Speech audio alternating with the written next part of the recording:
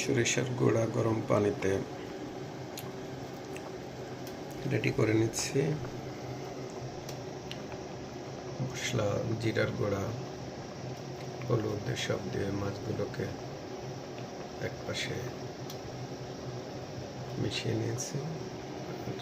আর একটা পাত্রে পেঁয়াজ কুচি করে দিয়ে দিয়েছি, গরম হচ্ছে। একটু পরে এর ভিতরে সব মশলা যাবে।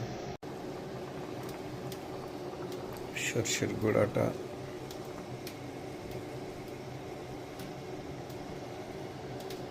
গরম হয়ে আসছে। সরিষার গুঁড়ো পুরোপুরি গরম পানিতে সুন্দরভাবে প্রস্তুত হয়ে গেছে।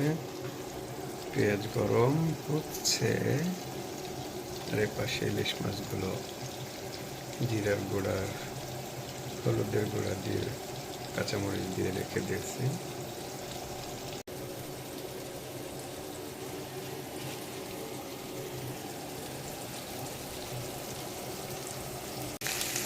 আদা রসুন বাটা দিয়ে দিয়েছি সামান্য।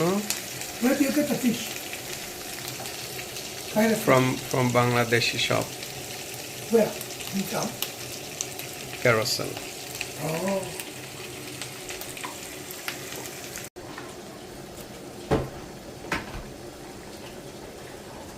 এবার মাছগুলো দিয়ে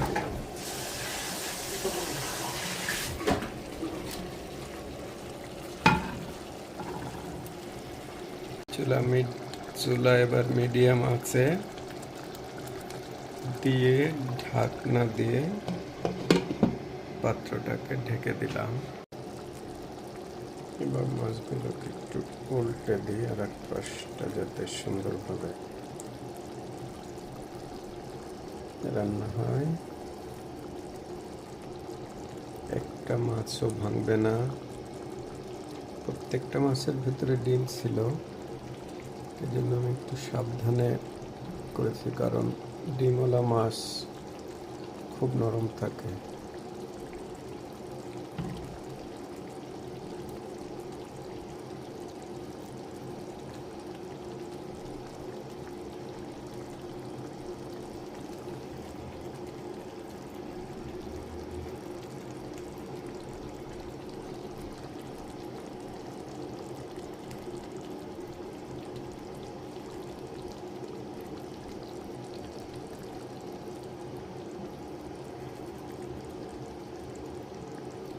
একেবারে সামান্য তেল দিয়েছি, একেবারে সামান্য তেল।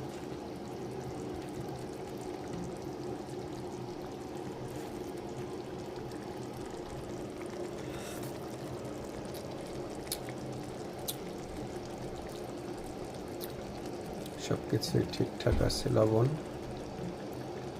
এবং সরিষার মিক্সটাও বেশি কড়া হয়নি। কড়া হয়ে গেলে, পরিমাণ বেশি হয়ে গেলে তেতো হয়ে যেত।